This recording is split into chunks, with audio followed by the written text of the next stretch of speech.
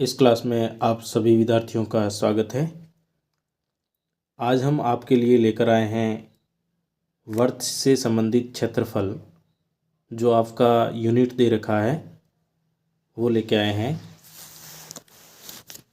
इस टॉपिक से आपके बोर्ड परीक्षा में 6 अंक के 5 प्रश्न पूछे जाएंगे, जिसमें 2 वस्तुनिष्ठ प्रश्न होंगे, एक रिक्त स्थान वाला प्रश्न होगा और एक अति लघुतरात्मक प्रश्न और एक लघुतरात्मक प्रश्न होगा जो 2 नंबर का होगा। तो प्यारे विद्यार्थियों, मैं आपके लिए ये जो प्रश्न लेके आया हूँ वो अपनी आरबीएससी द्वारा जारी जो वर्कशीट है वो लेके आया हूँ, और इसके साथ में इस टॉपिक से बनने वाले वो तमाम प्रश्न भी मैं इस वीडियो में लेके आऊँगा, जो आपकी जो परीक्षा है उसकी दृष्टि से अति महत्वपूर्ण रहेंगे।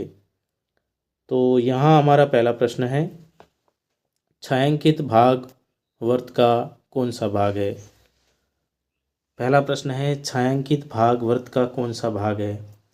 यहाँ देखिए, ये वृत्त दे रखा है, वर्त में ये वाला जो भाग है वो छायांकित भाग दे रखा है। आपने जैसा कि सीखा था कि 2 त्रिज्याओं से घिरा हुआ भाग है। ये देखिए ए, अगर मैं इसको ए मान लूँ बिंदु, इसको बी बिंदु मान लूँ, तो ए ओ और ओ बी 2 त्रिज्याएँ हैं वर्त की, और त्रिज्याओं से घिरा हुआ क्षेत्र है ये, तो ये त्रिज्यखंड होता है। और त्रिज्यखंड में भी कैसा है, छोटा भाग है, तो ये लघु त्रिज्यखंड है। यहाँ ऑप्शन है देखिए, परिधि, परिधि नहीं है ये, त्रिज्यखंड, लघु वृत्तखंड, दीर्घ वृत्तखंड। तो यहाँ लघु त्रिज्यखंड नहीं दे रखा है, तो केवल त्रिज्यखंड दे रखा है। तो हमारा ऑप्शन कौन सा राइट हो जाएगा, दूसरा ऑप्शन राइट हो जाएगा। दूसरा प्रश्न है, छायांकित भाग वर्त का कौन सा भाग है। यहाँ आप देख रहे हैं, इसके अंदर वर्त के अंदर ओ केंद्र बिंदु है। ये मान लेते हैं इसके सिरे ए और बी हैं, तो ये एक क्या बन रही है, जीवा है वर्त की। जैसा कि आप जानते हैं, वर्त की अगर कोई जीवा है वो 2 भाग में विभाजित करती है वर्त को, तो वह वर्तखंड कहलाते हैं। छोटा भाग है तो लघु वर्तखंड, और बड़ा भाग है तो दीर्घ वर्तखंड कहलाता है। यहाँ आप देख रहे हैं कि ऑप्शन पहला दे रखा है परिधि, ये नहीं हो सकता। दूसरा ऑप्शन है त्रिज्यखंड, ये भी नहीं है। तीसरा है लघु वर्तखंड, और चौथा है दीर्घ वर्तखंड। यहाँ आप देख रहे हैं कि छोटा भाग है वर्तखंड का, तो ये कौन सा ऑप्शन हो जाएगा, लघु वर्तखंड हो जाएगा। तो इस दूसरे प्रश्न में आपका तीसरा ऑप्शन राइट हो जाएगा। अगला हमारे पास प्रश्न है, छायांकित भाग वर्त का कौन सा भाग है। यहाँ आप देख रहे हैं कि छायांकित भाग है, वर्त की जीवा द्वारा बनाया हुआ भाग है, तो वर्तखंड है, और बड़ा भाग है, तो ये दीर्घ वर्तखंड है। दीर्घ वर्तखंड हमें चौथे ऑप्शन में दे रखा है, बाकी के ऑप्शन गलत हैं। तो यहाँ आपका 2 ऑप्शन राइट है। अगला प्रश्न है चौथा, परिधि भाग व्यास का मान क्या होता है। प्यारे बच्चों, ऐसा कभी भी कोई प्रश्न आए तो बहुत इजी तरीके से आप हल कर सकते हैं। जैसे यहाँ दे रखा है परिधि, और परिधि में भाग का मतलब बट्टा है व्यास, भाग का मतलब बट्टा ही होता है। जैसे मैं ये कह दूं कि 4 में भाग देना है 2 का, आप जानते हैं 4/2 लिखते हैं इसे। इसी प्रकार परिधि भाग व्यास मतलब परिधि बट्टा व्यास। आप जानते हैं वर्त की परिधि का फॉर्मूला 2πr। व्यास क्या होता है, आप जानते हैं व्यास और त्रिज्या में एक संबंध होता है। व्यास है वह त्रिज्या का 2 गुना होता है, 2r। यानी माना कि वर्त की त्रिज्या r है तो परिधि 2πr, व्यास 2r होगा। तो यहाँ अंश और हर में r है, 2 भी हैं, तो कट गया, क्या बचेगा, पाई बचेगा। तो यहाँ परिधि भाग अगर व्यास का देते हैं तो पाई प्राप्त होता है। चौथा ऑप्शन राइट हो जाएगा। अगला हमारे पास प्रश्न है, एक वर्त के प्रत्येक चतुर्थांश के कोण का मान क्या होगा। वर्त का चतुर्थांश क्या होता है? वर्त का चौथा भाग। यहाँ देखिए, वर्त के चतुर्थांश का मतलब है, जैसे ये सब वर्त है और अगर इसके 4 हिस्से कर दिए जाए तो ये जो प्रत्येक हिस्सा है वो चतुर्थांश कहलाता है। जैसे ये पहला, दूसरा, तीसरा और ये चौथा भाग। जैसा कि आप जानते हैं, वर्त के केंद्र बिंदु पर संपूर्ण कोण है वो कितने डिग्री का बनता है? 360 डिग्री। 360 डिग्री को समान 4 भागों में बांटेंगे तो कितने डिग्री आएगा? प्रत्येक जो चतुर्थांश है वो केंद्र पर 90 डिग्री के कोण को अंतरित करता है। अर्थात यहाँ ऑप्शन नंबर द राइट हो जाएगा। अगला हमारे पास प्रश्न है छठा, वर्त के केंद्र पर बनने वाले कोणों का योग होता है। देखिए, वर्त के केंद्र पर बनने वाले कोण, अभी हमने ये प्रश्न देखा। देखिए, ये वर्त है, इस वर्त के केंद्र पर ये टोटल जो कोण बन रहे हैं इनका योगफल कितना होगा? देखिए, प्रत्येक चतुर्थांश में समकोण बन रहा है तो 4 समकोण बन रहे हैं। इसका मतलब इस ऑप्शन में कि वर्त के केंद्र पर बनने वाले कोणों का योग 4 समकोण के बराबर होता है, यानी 360 डिग्री होता है। 360 डिग्री 4 समकोण के बराबर होता है, यानी समकोण 90 डिग्री 4 से जब गुणा करते हैं तब जाके वो 360 डिग्री प्राप्त होता है। तो यहाँ ऑप्शन कौन सा हो जाएगा? चौथा। सादा प्रश्न है, यदि एक वर्त का परिमाप और क्षेत्रफल संख्यात्मक रूप से बराबर हैं तो उस वर्त की त्रिज्या क्या होगी? ये ऐसे प्रश्न भी प्यारे विद्यार्थियों कभी भी आपका गलत नहीं होगा। कैसे करना है? यहाँ दे रखा है वर्त का परिमाप और क्षेत्रफल संख्यात्मक रूप से बराबर है। आप जानते हैं वर्त के परिमाप का मतलब वर्त की परिधि। ये कहा रहा है प्रश्न में कि वर्त की परिधि और वर्त का क्षेत्रफल दोनों बराबर हैं। वर्त की परिधि आप जानते हैं, क्षेत्रफल में अगर त्रिज्या r हो तो परिधि है वो 2πr होती है। हमारी त्रिज्या वही है, उसी त्रिज्या का वर्त है, तो क्षेत्रफल ज्ञात करने का सूत्र क्या हो जाता है? πr²। यहाँ देखिए, पाई से दोनों पक्षों में पाई कट गया, सरल करेंगे। देखिए, यहाँ r है, यहाँ r² है। r² मतलब r गुणा r, एक r कट गया। राइट हैंड साइड में एक r बचेगा, यहाँ बचेगा 2, अर्थात हमारी जो त्रिज्या है वो 2 मात्रक के बराबर प्राप्त होती है, यानी वर्त की त्रिज्या कितनी होगी? 2 मात्रक के बराबर। अगला हमारा प्रश्न है 8वां, चित्र में वर्त के 4 व्यास उसे 8 बराबर त्रिज्यीय खंडों में विभाजित करते हैं तो प्रत्येक त्रिज्यीय खंड के कोण का मान क्या होगा? यानी आपको यहाँ ये दे रखा है कि जो वर्त हैं इसके अंदर 4 व्यास दे रखे, 1, 2, 3 और 4, इस तरह से। तो आप जानते हैं कि वर्त के केंद्र पर टोटल कोण 360 डिग्री बनता है। इसको हमने 8 बराबर भागों में बांटा है, तो 8 का भाग देते हैं तो जो प्रत्येक त्रिज्यीय खंड द्वारा अंतरित कोण है वो प्राप्त हो जाएगा। 8 का भाग देने पर 4 बार। भाग तो देना आता ही है, आप बताइए आपको, अगर नहीं देना है तो देख लीजिए। 8 का भाग 4 बार 32, 4 शेष 0, 40 में 8 का भाग 5 बार 45 डिग्री। तो 45 डिग्री के ये 8 कोण मिलकर 360 डिग्री बना रहे हैं। 9वां प्रश्न है हमारे पास। 9वां प्रश्न दे रखा है हमें, त्रिज्या r वाले वर्त के उस त्रिज्यीय खंड का क्षेत्रफल जिसका कोण a डिग्री है निम्नलिखित में से क्या होगा? देखिए, त्रिज्यीय खंड का क्षेत्रफल ज्ञात करने का सूत्र क्या होता है? πr² थीटा बाई 360 डिग्री होता है। यहाँ हमें त्रिज्या r दे रखी है तो त्रिज्या स्मॉल r की जगह कैपिटल R रख देंगे। थीटा यानी कोण दे रखा है त्रिज्यीय खंड का वो a डिग्री दे रखा है बटा 360 डिग्री। तो ऐसा कौन से ऑप्शन में है?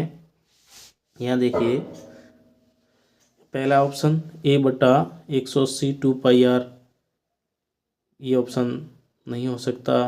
दूसरा ऑप्शन भी 2πr है, आर स्क्वायर नहीं है, नहीं हो सकता। चौथा ऑप्शन में देखो आर स्क्वायर है लेकिन ये 180 डिग्री है, ये भी नहीं हो सकता। तीसरा ऑप्शन देखिए, तीसरे ऑप्शन में देखने पर यानी एक कोण दे रखा है, आर स्क्वायर है, पाई है, लेकिन इसका 2 गुणा कर रखा है, अंश और हर में 2 से गुणा कर रखा है। अंश और हर में 2 से गुणा करने पर 2πr² a अपॉन 720 डिग्री यानी 360 डिग्री गुणा 2 तो क्या हो जाएगा 720 डिग्री, अर्थात यहाँ तीसरा ऑप्शन राइट है। तो प्यारे विद्यार्थियों, ऐसा प्रश्न भी आपको देख सकता है जिसमें आपको आता हुआ प्रश्न भी गलत हो सकता है, तो थोड़ा सा ध्यान से प्रश्न को करना है। यहाँ अंश और हर में 2 से गुणा किया हुआ है। अगर सिंपल होता तो πr² a/360 डिग्री भी अपना ऑप्शन होता तो राइट होता। अगर यहाँ 3 से कर दे तो 3 और यहाँ 3 से गुणा कर देना 360 डिग्री। तो इस प्रकार आपको कंफ्यूज होने की कोई ज़रूरत नहीं है। अगला प्रश्न है पाई का मान लिखिए। पाई का मान क्या होता है? 22/7 होता है, अर्थात 22 में जब 7 का भाग देते हैं तो क्या आता है 3.14। इस तरह से अनावर्ती वाला दशमलव प्रसाद प्राप्त होता है। अगला प्रश्न है हमारे पास, वह है 11वां। यदि एक वर्त की त्रिज्या r है तो उसका क्षेत्रफल क्या होगा? देखो, वर्त की जो क्षेत्रफल ज्ञात करने का सूत्र होता है वो πr² होता है। यहाँ हमें दे रखा है त्रिज्या है वो हमारी r² है, ये है यानी कैपिटल R है। R इससे वो कैपिटल R के बराबर है, तो क्या हो जाएगी πr² हो जाएगा। तो इस तरह से हमारे पास अगला प्रश्न है, देखिए, यदि एक वर्त की त्रिज्या 21 सेंटीमीटर है तो उसका क्षेत्रफल क्या होगा? बहुत ही इजी प्रश्न है। यहाँ हम जानते हैं कि वर्त का क्षेत्रफल ज्ञात करने का सूत्र होता है πr², और यहाँ 22/7 पाई का मान r², r दे रखा है 21, स्क्वायर का मतलब 21 गुणा 21, 7 का भाग 21 में 3 बार, 7 का पहाड़ा 3 बार बोलने पर 21 आता, 3 बार भाग गया। अब इसका गुणा करेंगे यानी 3 गुणा 22 66 गुणा 21। अब इसको करते हैं गुणा, तो क्या आता है देखिए, गुणा कर दीजिए। यहाँ 1 का 6 6 से, 2 का 6 से 12, हासिल का 1, 2 का 6 से 12 और 1 13, 6 से 7 8 3 1 1386, और सेमी है, क्षेत्रफल है तो वर्ग सेमी या सेमी स्क्वायर, इकाई भी ध्यान रखें। तो यहाँ हमारा जो क्षेत्रफल आएगा वो 1386 वर्ग सेमी या सेमी स्क्वायर प्राप्त होता है।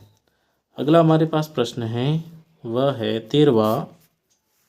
13वें प्रश्न में दे रखा है हमें कि किसी वर्त में कोण थीटा वाले त्रिज्यीय खंड के संगत चाप की लंबाई क्या होती है? ये सीधा सीधा फॉर्मूला पूछा गया है। आपसे ये पूछा गया है कि ऐसा वर्त है, वर्त में केंद्र बिंदु O है और यहाँ पर कोई त्रिज्यीय खंड है जिसका कोण है वो थीटा डिग्री है। तो यहाँ जो A से B तक जो चाप बन रहा है इसकी लंबाई क्या होगी? आप जानते हैं कि पूरा जो चाप है वो 2πr होता है, और ये जो भाग है थीटा है, कितने का 360 डिग्री का थीटा भाग है। तो जो चाप होगा वो 2πr थीटा बाई 360 डिग्री के बराबर होगा, अर्थात जिस वर्त में त्रिज्यीय खंड कोण है वो थीटा डिग्री बना रहा है, उस त्रिज्यीय खंड का चाप की लंबाई है वो 2πr थीटा बाई 360 डिग्री के बराबर होता है। अगला हमारे पास प्रश्न है, दे रखा है, एक वर्तखंड के क्षेत्रफल उसके संगत त्रिज्यीय खंड के क्षेत्रफल और संगत त्रिभुज के क्षेत्रफल के मध्य संबंध देखिए। यानी एक वर्तखंड के क्षेत्रफल और उनके संगत त्रिज्यीय खंड के क्षेत्रफल तथा संगत त्रिभुज के क्षेत्रफल के मध्य क्या संबंध है? तो आप जैसा कि जानते हैं कि एक ऐसा वर्त, उसका केंद्र बिंदु O हो जिसमें OA और OB कोई दो त्रिज्याएं हो, तो ये त्रिज्यीय खंड बन गया, और ए और बी को मिलाएं तो ये जीवा बन गई, और इस जीवा के कारण दो वर्तखंड बन गए। आपसे ये कहा गया है कि वर्तखंड का जो क्षेत्रफल है और जो त्रिज्यीय खंड का क्षेत्रफल है, इस पूरे त्रिज्यीय खंड का क्षेत्रफल और त्रिभुज के क्षेत्रफल में क्या संबंध है। तो आप जानते हैं कि जो वर्तखंड है, इस 14वें प्रश्न का उत्तर हो जाएगा वर्तखंड का क्षेत्रफल। वर्तखंड तो केवल इतना ही है, तो ये हम क्या करेंगे, पूरे त्रिज्यीय खंड के क्षेत्रफल में से इस त्रिभुज के क्षेत्रफल को जब माइनस करते हैं तब हमें वो प्राप्त होता है। अर्थात वर्तखंड का जो क्षेत्रफल है वो त्रिज्यीय खंड का क्षेत्रफल माइनस त्रिभुज जो भी हमारे पास ए ओ बी बन रहा है, इस त्रिभुज का क्षेत्रफल माइनस करते हैं तब जाके हमारे पास इस वर्तखंड का क्षेत्रफल प्राप्त होता है। तो इसका एक सीधा सीधा फॉर्मूला भी है, हालांकि आपको यही लिखना है कि वर्तखंड का क्षेत्रफल बराबर त्रिज्यीय खंड का क्षेत्रफल माइनस त्रिभुज ए ओ बी का क्षेत्रफल, यानी त्रिभुज के क्षेत्रफल को घटाते हैं त्रिज्यीय खंड के क्षेत्रफल में से तो वर्तखंड का क्षेत्रफल प्राप्त होता है। इसका एक फॉर्मूला है सीधा वर्तखंड का क्षेत्रफल ज्ञात करने का, वो है pi R square theta upon 360 degree, मतलब ये त्रिज्यीय खंड के क्षेत्रफल निकालने का सूत्र है, minus are square sine theta upon 2, r square 1/2 sine theta. Theta यहाँ त्रिज्यीय खंड द्वारा अंतरित कोण है साइन में। तो इस फॉर्मूले में अगर आप मान रखते हैं त्रिज्या और थीटा के, तो सीधा सीधा जो वृत्तखंड है, ये जो वृत्तखंड बन रहा है, इसका वृत्तखंड कौन सा भाग है, एक बार और देख लीजिए, ये वाला भाग, ये वृत्तखंड है, इस वृत्तखंड का क्षेत्रफल है वो ज्ञात हो जाता है। अगला हमारे पास प्रश्न है 15वां, क्या दे रखा है देखिए। 15वें प्रश्न में दे रखा है 7 सेमी त्रिज्या वाले एक वृत्त का चाप केंद्र पर 30 डिग्री का कोण अंतरित करता है, तो दीर्घ त्रिज्यीय खंड का क्षेत्रफल ज्ञात कीजिए। लघु त्रिज्यीय खंड का जब तक आपको न कहा जाए तब तक लघु त्रिज्यीय खंड ही समझना है। यहाँ स्पेशली दे रखा है दीर्घ त्रिज्यीय खंड का, यानी मैं इसको ऐसे समझाऊं कि यहाँ एक वृत्त दे रखा है जिसकी जो त्रिज्या है वो 7 सेमी दे रखी है, यहाँ त्रिज्यीय खंड है वो 30 डिग्री का कोण अंतरित करता है, वो भी दे रखा है। आपको इसका जो शेष भाग है ये वाला, इस पूरे दीर्घ त्रिज्यीय खंड का क्षेत्रफल निकालना है। तो क्या करेंगे, ऐसी स्थिति में हम इसके पूरे वृत्त का क्षेत्रफल ज्ञात करके उसमें से इस त्रिज्यीय खंड का क्षेत्रफल माइनस करेंगे, यानी पाई आर स्क्वायर माइनस त्रिज्यीय खंड का क्षेत्रफल ज्ञात करने का सूत्र होता है pi R square theta upon 360 degree. ये काम करेंगे। तो यहाँ आप सीधे भी कर सकते हैं, पाई आर स्क्वायर कॉमन ले सकते हैं, शेष बचेगा 1 माइनस थीटा कितना है, अब कोण है 30 डिग्री अपॉन 360 डिग्री, 0 से 0 कट गया, 3 का पहाड़ा 3 से काटेंगे, 3 में 1 बार और 36 में 12 बार। मैं इसको इस अगली स्लाइड में करूं, यानी pi R square 1 minus 1 upon 12, 3/36 था तो क्या हो गया 1/12। यहाँ हमें आर का मान दे रखा है, आर का मान त्रिज्या दे रखी है 7 सेमी, पाई का मान 22/7, आर स्क्वायर है वो 7 स्क्वायर। यहाँ इसको हल करने पर देखो, यहाँ हर में 1 लगा सकते हैं, एलसीएम हमारा 12 हो जाएगा। 1 का भाग देंगे 12 में 12 बार, 12 और 1 का गुणा करेंगे 12, फिर माइनस है तो माइनस, 12 का भाग देंगे 12 में 1 बार, 1 और 1 का गुणा करेंगे तो 1 आएगा। 7 का भाग 7 में 7 बार, 22 गुणा 7, 12 में से 1 गया तो 11/12, यानी अगर हम इसको और सरल करें तो क्या आता है 22 गुणा 7 गुणा 11/12, 2 से काट सकते हैं, 6 बार भाग जा रहा है, 11 बार जा रहा है। अब इसको 11 और 11 का गुणा 121 गुणा 7/6। 121 और 7 का गुणा क्या होगा? 7, 7 का पड़ा 2 बार 14, असल का 1, 7 और 1 8, 847/6। और क्षेत्रफल है हमारे सेंटीमीटर में है, त्रिज्या तो सेमी स्क्वायर प्राप्त होगा। यानी इस तरह से जो हमारे पास दिया हुआ जो दीर्घ त्रिज्य खंड था उसका जो क्षेत्रफल है वो 847/6 वर्ग सेमी प्राप्त होता है। अगली वर्कशीट का प्रश्न है, 12 सेमी त्रिज्या वाले एक वर्त के त्रिज्य खंड का क्षेत्रफल ज्ञात करना है जिसका कोण है वो 30 डिग्री है। यानी ऐसा वर्त है जिसमें 12 सेमी त्रिज्या है और ये जो कोण है वो 30 डिग्री है। तो आपको इस त्रिज्य खंड का, जब तक आपको न कहा जाए तब तक आपको क्या समझना है? इस लघु त्रिज्य खंड को समझना है। लघु त्रिज्य खंड का क्षेत्रफल ज्ञात करने का सूत्र होता है πr² θ/360 डिग्री। देखो पाई का मान हमें दे रखा है 22/7, आर का मान है 12, r² है यानी 12 गुणा 12, और थीटा वो दे रखा है 30 डिग्री बटा है 360 डिग्री। 0 से 0 कट गया, 3 का पहाड़ा 3 में 1 बार, 36 में 12 बार। देखो 12 और 12 अंश और हर में तो कट गया, शेष बचेगा 22 गुणा 12 गुणा, यहाँ तो 1 बच गया कोई नहीं है, बटा 7। यानी 22 और 12 का गुणा क्या हो जाएगा? 12 दूनी 24, हासिल के 2, 12 दूनी 24 और 25 26, 266/7। अब 266 में अगर 7 का भाग जा रहा है तो दे सकते हैं, नहीं तो यही रहने दें। और जो हमारी इकाई है वो सेमी स्क्वायर लगाएंगे क्योंकि ये क्षेत्रफल है, या वर्ग सेमी लगाएंगे। अगला प्रश्न है दूसरा, घड़ी की मिनट की सुई द्वारा 1 मिनट में कितने डिग्री का कोण, रचित कोण का मान क्या होगा? इस प्रश्न को समझने के लिए हम यहाँ एक घड़ी बनाते हैं और समझते हैं।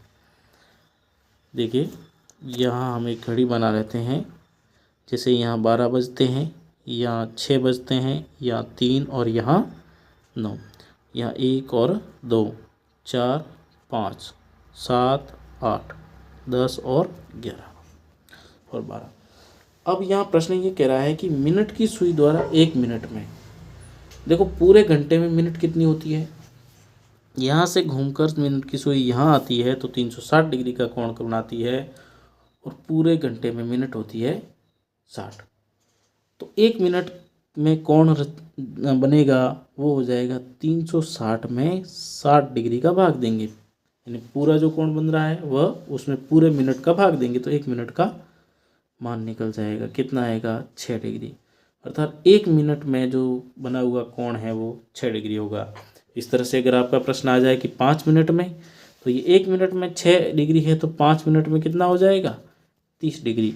इस प्रकार आपके प्रश्न आ जाए कि मिनट की सुई 12 पे थी अब 15 पे आ गई तो कितने मिनट का डिग्री का कोण बना? तो ये देखिए प्रत्येक 5 मिनट में 30 डिग्री, 30, 30, 60, 30, 90, यानी 12 और 3 के मध्य अगर मिनट की सुई गति करती है तो 90 डिग्री का कोण अंतरित होता है। अगला हमारे पास प्रश्न है चौथा, त्रिज्या 14 सेमी वाले एक वर्त का एक चाप केंद्र पर 60 डिग्री का कोण अंतरित करता है तो चाप की लंबाई क्या होगी? चाप की लंबाई ज्ञात करने का सूत्र होता है 2πr² θ/360 डिग्री। यहाँ हमें दे रखा है पाई का मान 22/7, आर दे रखा है 14 स्क्वायर है तो 14 गुणा 14, थीटा यानी कोण अंतरित कर रखा है वो दे रखा है हमें 60 डिग्री बटा 360 डिग्री। तो 0 से 0 कट गया, 6 का भाग 36 में 12 बार, 7 का भाग 14 में 2 बार। अब इसको सबको सरल करेंगे, 2 गुणा 22 गुणा 2 गुणा 14 बटा 12। देखिए 2 का पहाड़ा बोलिए 12 में 6 बार गया। 2 का पहाड़ है, 6 में 3 बार गया। अब इसको और सरल नहीं कर सकते, तो जैसा है वैसा कर दीजिए। क्या है भाई, 22 गुणा 14/3। तो गुणा करने पर क्या आता है देखिए, यहाँ लिखते हैं 14 का पहाड़ा 2 बार यानी 28, हासिल के 2 बार 28 और 2 30, 308/3। और यहाँ दे रखा है सेमी, तो इकाई क्या हो जाएगी, सेमी स्क्वायर या वर्ग सेमी। सॉरी, यहाँ चाप है, क्षेत्रफल नहीं पूछा है, तो चाप है तो केवल सेमी रखना है, क्योंकि चाप की लंबाई 308/3 या 308 में 3 का भाग भी दे सकते हैं हम, तो जो सेंटीमीटर में रहेगा, क्षेत्रफल नहीं है, केवल चाप की लंबाई बतानी है। अगला प्रश्न है अर्धवृत्त का क्षेत्रफल क्या होगा। देखो पूरा जो वृत्त है उसका क्षेत्रफल ज्ञात करने का सूत्र पाई आर स्क्वायर है। आधा कर दिया जाए तो उसका क्षेत्रफल क्या होगा, भाग देना है 2 का, 2 बराबर इससे करने, तो पाई आर स्क्वायर अपॉन 2, ये अर्धवृत्त का क्षेत्रफल ज्ञात करने का सूत्र है। अगला हमारे पास प्रश्न है छठा प्रश्न दे रखा है हमें, छठा प्रश्न दे रखा है कि 7 सेमी त्रिज्या वाले एक वृत्त की कोई जीवा केंद्र पर, ये लो 7 सेमी त्रिज्या का एक वृत्त है, इसकी कोई जीवा, ये जीवा है वो यहाँ 90 डिग्री का कोण अंतरित करती है, तो संगत लघु वृत्त खंड का क्षेत्रफल बताना है। लघु वृत्त खंड कौन सा, ये जो वृत्त खंड है इसका। तो इस प्रश्न को करने के लिए हमें क्या करना पड़ेगा, फॉर्मूला आपको याद रखना है। लघु वृत्तखंड का क्षेत्रफल ज्ञात करने का सीधा फॉर्मूला होता है pi R square theta upon 360 degree में से minus are square upon 2 sine theta. यहाँ जो मान है वो रख दीजिए, आपका जो लघु वृत्तखंड है उसका क्षेत्रफल ज्ञात हो जाएगा। मैं यहाँ पाई का मान रखता हूँ 22/7, अगली स्लाइड में रख देते हैं। एक सूत्र है pi R square theta upon 360 degree minus are square upon 2 sine theta. यहाँ पाई का मान है 22/7 गुणा आर स्क्वायर, हमारी जो त्रिज्या है वो कितनी है, 7 सेमी है, 7 गुणा 7, थीटा 90 डिग्री है दे रखा है, देखिए 90 डिग्री का कोण अंतरित करता है, तो 90 डिग्री बटा 360 डिग्री माइनस आर स्क्वायर 7 है यानी 7 गुणा 7/2 साइन 90 डिग्री। अब जैसा कि आप जानते हैं यहाँ काटेंगे 0 से 0, 9 का भाग देंगे 36 में कितनी बार गया, 4 बार, 7 से 7 कट गया। इस तरह से काट पीट के हमारे पास बचता है 22 गुणा 7/4 माइनस 49/2 साइन 90 का मान क्या होता है, क्योंकि हम जानते हैं त्रिकोणमिति में साइन 90 डिग्री का मान 1 के बराबर होता है, तो यहाँ 1 रख के आपको हल कर लेना है। तो यहाँ क्या बचेगा, देखो इसको और सरल करते हैं, देखिए 2 से काटते हैं, 4 में 2 का भाग, क्योंकि इस तरह से सरल करना सरल रहेगा, 2 का भाग 4 में 2 बार, 22 में 11 बार, तो क्या आएगा 11 गुणा 7/2 माइनस 49/2, 11 गुणा 7/2 माइनस 49/2 गुणा 1 है, तो उस 1 का किसी भी संख्या से गुणा करें तो वही संख्या आती है, आ जाएगा 77/2 माइनस 49/2। 2 भिन्नें हैं और भिन्नें भी कैसी हैं, जिनका आधार समान है, तो आप जानते हैं हमारा हर वही रहेगा, और सतत हर दोनों में समान है भिन्नों का, तो हर हमारा वही रहेगा, आलस्य में 77 माइनस 49 लिख देंगे। तो घटाने पर क्या आता है, देखो 7 में से 9 नहीं जाएगा, 17, 17 में से 9 गया तो 8, शेष बचेगा 6 में से 4 गया 2, 28/2, 28 में जब 2 का भाग देंगे तो क्या आएगा 14। क्या है हमारे पास, ये है हमारे पास उस लघु वृत्तखंड का क्षेत्रफल है, यानी 14 वर्ग सेमी, 14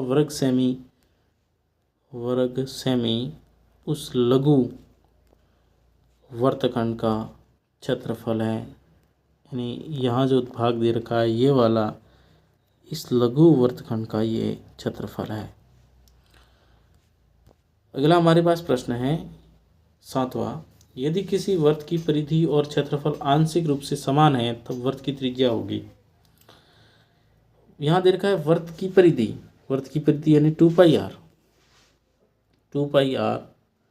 और क्षेत्रफल आंशिक रूप से समान है तो त्रिज्या क्या होगी। अभी हमने ये प्रश्न किया था 2r बराबर r², r कट जाएगा और तो r क्या हो जाएगी 2 मात्रक, जो भी है हमारा सेंटीमीटर मीटर, यानी त्रिज्या है वो 2 मात्रक होगी। तो इस तरह से 7वां प्रश्न भी आपका हो गया है। अब हमारे पास एक बड़ा प्रश्न है, वो दे रखा है हमें,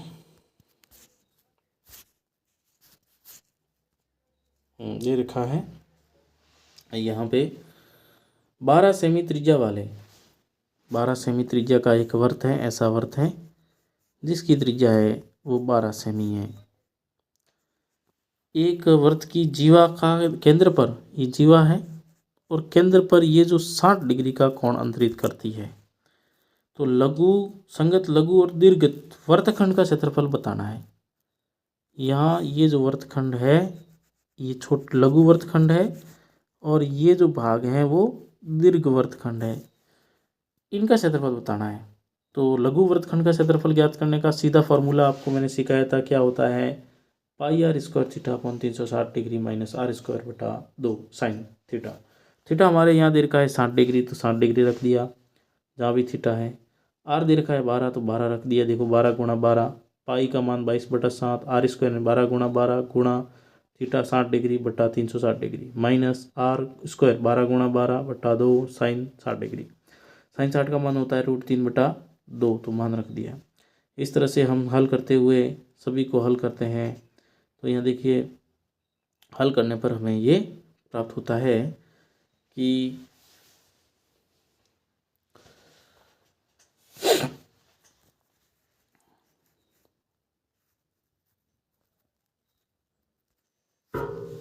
यहाँ 12 है,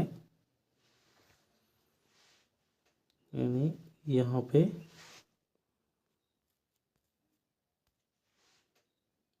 ये 12 है, क्योंकि देखो 2 गुणा 22 44, 44 गुणा 12, तो 12 कॉमन आ गया। इस तरह से हल करने पर 44 में 7 का भाग 6.238, फिर माइनस 3, √3 का मान रखा हमने 1.72। सब कुछ सरल करने पर हमारे पास जो लघु वर्तखंड है, ये जो भाग है, इसका जो क्षेत्रफल है वो आता है 13.44 वर्ग सेमी। अब हमारे पास दीर्घ वर्तखंड का क्षेत्रफल भी ज्ञात करना है। दीर्घ का मतलब पूरे वर्त का क्षेत्रफल ज्ञात करके इस लघु वर्तखंड का क्षेत्रफल माइनस कर देंगे। देखिए इस प्रश्न को हम इस प्रकार करेंगे कि दीर्घ वर्तखंड का क्षेत्रफल बराबर वर्त का क्षेत्रफल माइनस लघु वर्तखंड का क्षेत्रफल। पूरे वर्त का क्षेत्रफल करेंगे ज्ञात, उसमें से ये जो छोटा भाग अभी हमने ज्ञात किया है इसको माइनस कर देंगे, तो ये बड़ा वाला भाग प्राप्त हो जाएगा। πr² माइनस 313.44, πr² से हम वर्त का क्षेत्रफल निकालते हैं और उसको घटाने पर प्राप्त होता है 439.13 वर्ग सेमी। इस दीर्घ वर्तखंड का क्षेत्रफल प्राप्त होता है। अब हमारे पास प्रश्न है रिक्त स्थान की पूर्ति करने वाले। तो आपके परीक्षा में एक प्रश्न रिक्त स्थान की पूर्ति करने वाला भी वर्त और वर्त से संबंधित क्षेत्रफल में से ज़रूर पूछा जाएगा, तो आपको इसको अच्छे से तैयार करके जाना है। और यहाँ मिलते जुलते प्रश्न मैं यहाँ समझाऊंगा, जिससे आपका एक भी प्रश्न गलत होने की कोई संभावना नहीं रहेगी।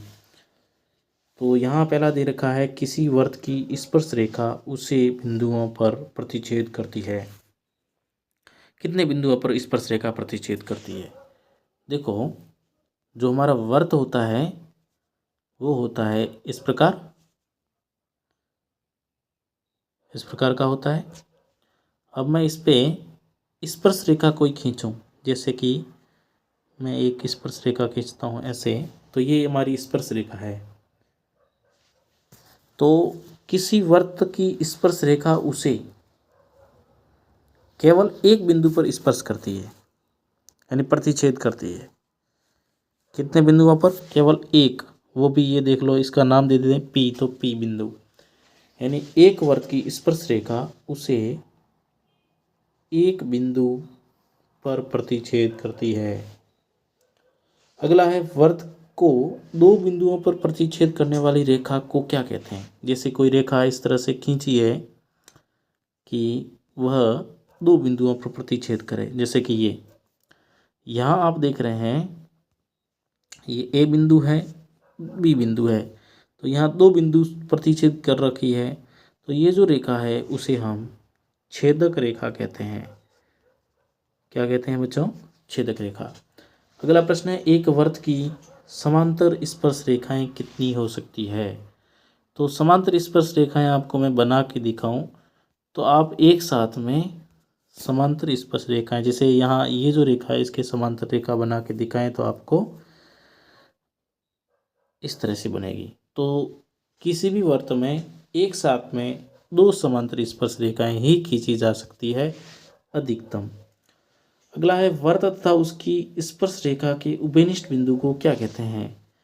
यानी जो ये बिंदु है इसको क्या कहते हैं? इसे हम स्पर्श बिंदु कहते हैं, स्पर्श बिंदु। तो यहाँ चौथी खाली जगह में आ जाएगा स्पर्श बिंदु कहते हैं।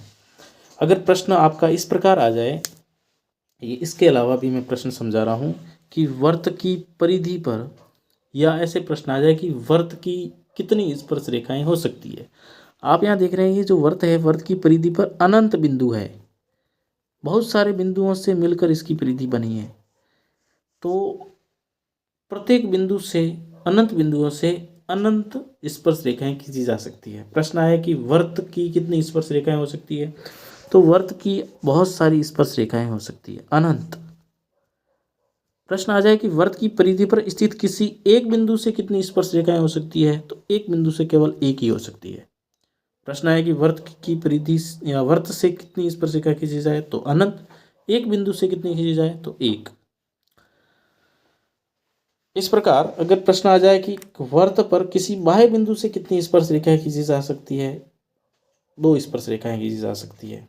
और ये दोनों स्पर्श रेखाओं की लंबाइयां भी कैसी होती है? प्रमेय से आप जानते हैं, बराबर होती है। अगर प्रश्न आ जाए कि वृत्त के अंतः कोई बिंदु है, अंदर की ओर बिंदु है, तो उससे कितनी स्पर्श रेखाएं खींची जा सकती है? उससे एक भी स्पर्श रेखा नहीं खींची जा सकती, उससे केवल छेदक रेखा खींची जा सकती है। इस प्रकार हमने यहाँ वृत्त और वृत्त से संबंधित क्षेत्रफल, यानी कि आपका जो गणित में यूनिट नंबर 10 और 11, उनको समझने की कोशिश की है। विशेष करके 11वें यूनिट से संबंधित प्रश्नों को हल किया है हमने। तो प्यारे विद्यार्थियों, 10वें और 11वें यूनिट से संबंधित किसी भी प्रकार का कोई आपको प्रश्न डाउटफुल हो तो मुझे कमेंट में ज़रूर बताना, ताकि मैं आपको उन विशेष प्रश्नों को बहुत बेहतरीन तरीके से आपको समझा सकूं, ताकि आपके परीक्षा में अच्छे अंक आ सके।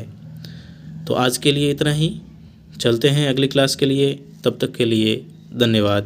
पढ़ते रहें, मस्त रहें, अच्छे से अपने सभी टॉपिक का रिवीजन करते रहें। धन्यवाद।